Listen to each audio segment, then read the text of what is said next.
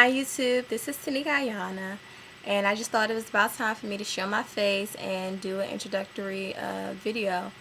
Um, well, I think what inspired me to do a video is the fact that I am atheist. I'm a black atheist, and I've been on YouTube and I've commented on a lot of people's posts, and I don't have any videos up, so I'm not going to go into details about anything on this video.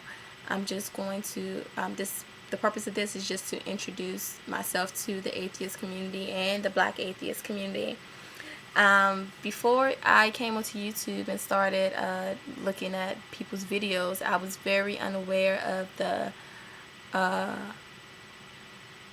guess, the contradiction, so to speak, of being black and atheist. For a better part of my life, I was agnostic.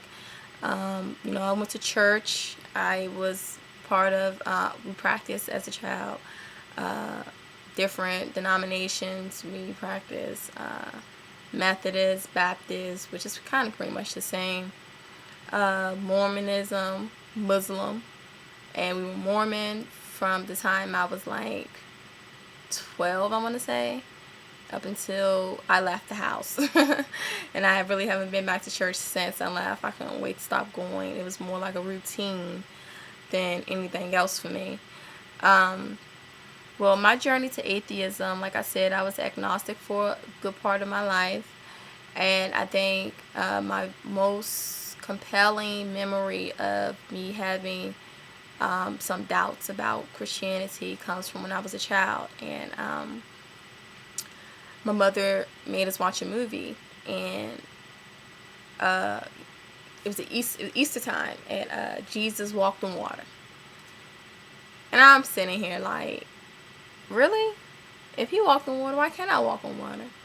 So I know a couple of days later it rained, and I'm outside, and it's a puddle of water, and I'm standing there trying to walk on water like Jesus did. And I was just like, I can't walk on water. He didn't walk on water. And as a child, I didn't have an imagination. You couldn't tell me there were mermaids. You couldn't tell me Santa existed. I didn't believe any of that. I think I just had, my BS radars up at a very young age. And so it was a lot of things that, I was very inquisitive, and I always asked questions. I needed to know the details, the ifs, ands, wheres, and why, and how. And if you couldn't answer that stuff, then I was skeptical. And throughout my young adult life, like I said, I was agnostic. I did believe in a higher being. I just didn't know what that was. But I just knew that Christianity was not the way or the path that I wanted to follow.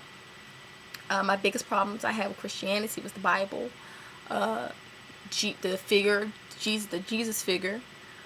And when I was in high school, I had this epiphany when I was in an English class, and they were talking about we were talking mythology, Greek mythology, and we were talking about Hercules and all these deities that were worshipped during ancient Roman times.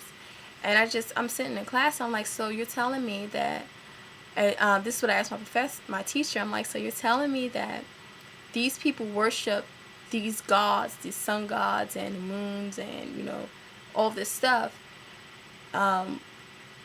with this, with the same love or devotion as people in America worship Jesus and God? And she's like, yeah. And I'm like, wow, how can we go back in time and tell these people that these gods didn't exist?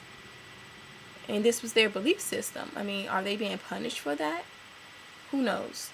So that was one of my issues. I guess was the comparative religion aspect of religion, period. Another issue I had, like I said, was the Bible. There's so many inconsistencies in the Bible. There's so many contradictions. And I didn't understand how a Bible or any type of scriptures or work that was prepared through the work of a supreme being who's supposed to be all-powerful, who can do any and everything, but apparently he's illiterate, maybe, stupid, maybe, I mean, he couldn't even instruct these people that he created to write a coherent book. I don't know. Then you have these apologetics and these fundamentalists that says that you can't take the Bible literally. I mean, come on now. Is this guy just trying to confuse us? I mean, is this God just trying to confuse us? Like, you write a book, but hey, this book you don't take literally. It's up to you to translate it and interpret it the way that I wanted you to write it. Come on now. This isn't, I mean, that's pretty much what fiction is all about. You know, fiction is full of symbolism and allegories, and it leaves a lot of room for interpretation. The only way that you can come close to understanding what a book of fiction is if you have some insight and understanding about the perspective and the perspective of which the work or the literature was written on. And in this case of the Bible, you have to understand the time and the history of the people during that age, during that period. I mean, some people may not understand what I just said, but you know, some people, you see me, we get each other. So I think that the Bible has been taken out of context, and you know, like apologetics say, I agree with them. You can't take the Bible literally. You know, if you take the Bible literally, then you're going to say Adam and Eve populated the human race. That's incest. I mean, morally, I don't think that that's acceptable. So I'm not going to go into details about anything. I just want you guys to know that, you know, there are, you know, black atheists out there. I think a lot of black people just don't voice their doubts or suspicions. It's just easier for them to go along with it. And that's another issue that I have with people in general. You know, you have some people right here who are just lazy, or just don't have the self-confidence to challenge things that they're being taught or that people are telling them is the truth. And I guess that's something else that we can get into at a different time. So with that all said and done, you know, if you want to subscribe, you can. I'm going to come out with some real videos in a couple of weeks. But until then, I see you later. Have a good one. Bye.